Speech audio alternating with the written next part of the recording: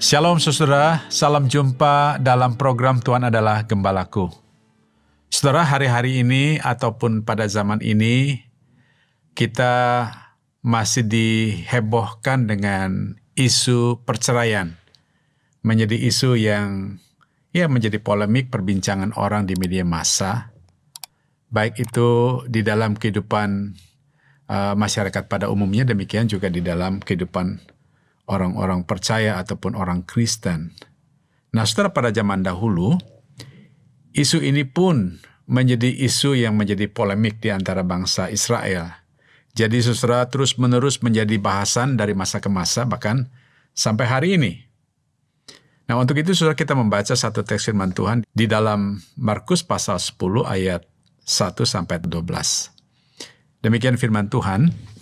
Dari situ Yesus berangkat ke daerah Yudea dan ke daerah seberang sungai Yordan.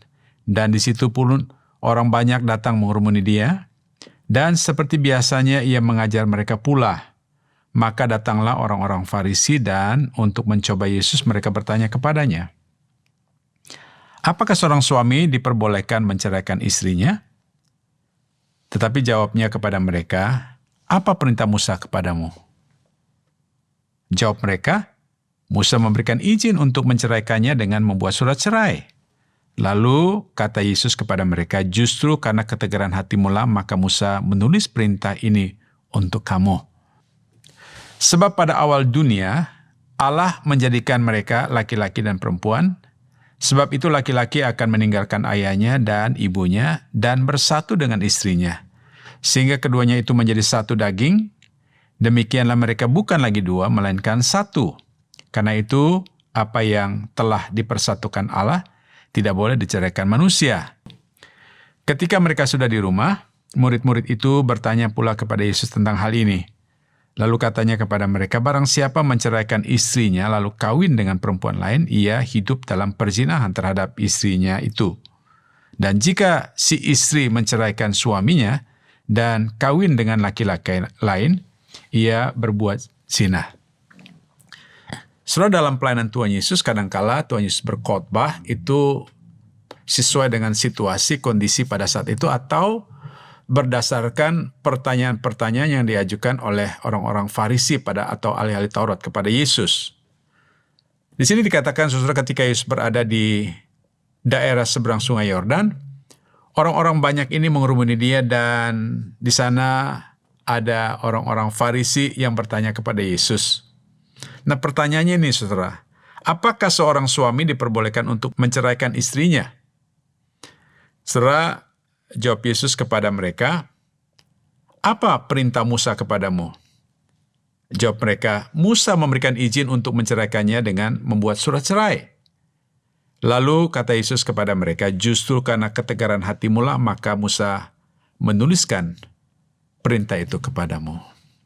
Saudara, di sini Tuhan Yesus katakan bahwa kalaupun Musa memberikan izin untuk membuat surat cerai, itu bukan karena hukum dan juga bukan karena perintah, tetapi karena ketegaran hati orang-orang Israel. Nah, saudara, di sini Tuhan Yesus katakan karena kekerasan hatimu. Artinya kamu tidak mau taat kepada perintah Tuhan. Kamu tidak tunduk kepada kehendak Tuhan ataupun rancangan Tuhan. Atau kamu tidak mau menerima rancangan ataupun desain Allah terhadap sebuah pernikahan. Maka Musa di sini dikatakan memberikan kelonggaran kepada mereka, bukan sebuah perintah.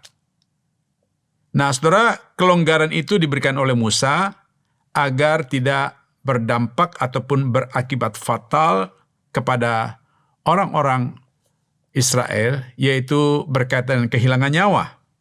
Jadi kelonggaran yang disampaikan oleh Musa di sini adalah untuk membuat surat cerai.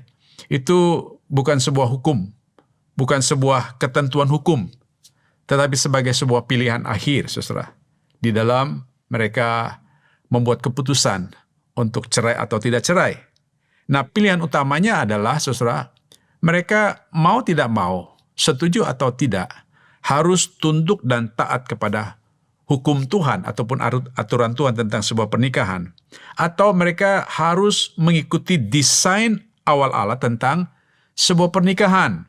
Kalau kita lihat di dalam ayat yang ke-6 itu Tuhan Yesus berkata begini, sebab pada awal dunia Allah menjadikan mereka laki-laki dan perempuan, sebab itu laki-laki akan meninggalkan ayahnya dan ibunya dan bersatu dengan istrinya, sehingga keduanya itu menjadi satu daging. Demikianlah mereka bukan lagi dua, melainkan satu.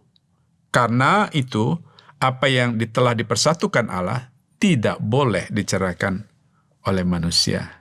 Apa yang dipersatukan oleh Allah tidak boleh diceraikan oleh manusia. Saudara-saudara, hari-hari ini kita banyak mendengar kasus-kasus perceraian di sekitar kita. Atau jangan-jangan saudara kita pun terjebak di dalam memikirkan ataupun pernah ada niat di dalam pikiran kita saudara untuk boleh cerai apa tidak ya? Saudara ya, mempertanyakannya. Saudara, secara tegas di sini Tuhan Yesus ingin memberitahukan kepada kita bahwa Tuhan tidak pernah berkenan terhadap yang namanya perceraian. Jadi saudara, pernikahan Kristen itu dapat dipertahankan sesuai dengan desain awal Allah tentang sebuah pernikahan, dan tidak harus saudara berakhir dengan perceraian seperti pada umumnya. Jika saudara masing-masing pasangan tidak mengeraskan hatinya. Jadi saudara, pada prinsipnya adalah bahwa kekerasan ataupun ketegaran hati masing-masing pasangan itulah yang mengakibatkan perceraian. Jika masing-masing pasangan itu mempunyai sikap kelemburan hati di hadapan Tuhan, rela tunduk kepada perintah Tuhan, ataupun taat kepada hukum-hukum Tuhan,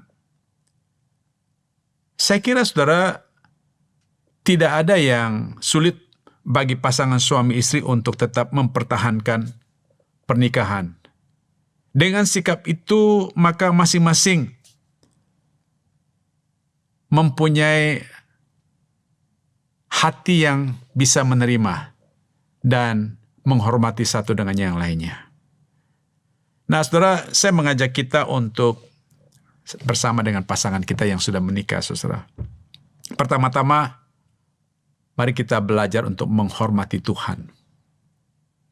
Mentaati hukum-hukum Tuhan di dalam kehidupan kita secara personal. Agar kita dapat belajar untuk saling menghormati satu dengan yang lainnya sebagai suami istri. Sehingga saudara, pernikahan yang kita hari ini sebagai anugerah Tuhan itu tidak harus berakhir dengan perceraian, tetapi sebaliknya. Pernikahan yang Tuhan anugerahkan kepada kita menjadi pernikahan yang kuat, yang tangguh, dan diberkati oleh Tuhan sampai maut memisahkan kita. Mari kita tunduk kepala, kita berdoa. Bapa di surga, terima kasih buat firman-Mu hari ini. Secara khusus ya Tuhan, berkaitan dengan komitmen kami sebagai pasangan suami istri Kristen. Biarlah kiranya Tuhan kami belajar bagaimana kami saling menghargai, menghormati satu dengan yang lainnya. Dengan pertama-tama belajar untuk menghormati Tuhan dan mentaati hukum-hukum Tuhan di dalam kehidupan kami. Terima kasih Bapa, berkati pasangan keluarga Kristen masing-masing dimanapun berada, jadi berkat bagi dunia. Dalam nama Yesus Kristus kami berdoa, haleluya, amin.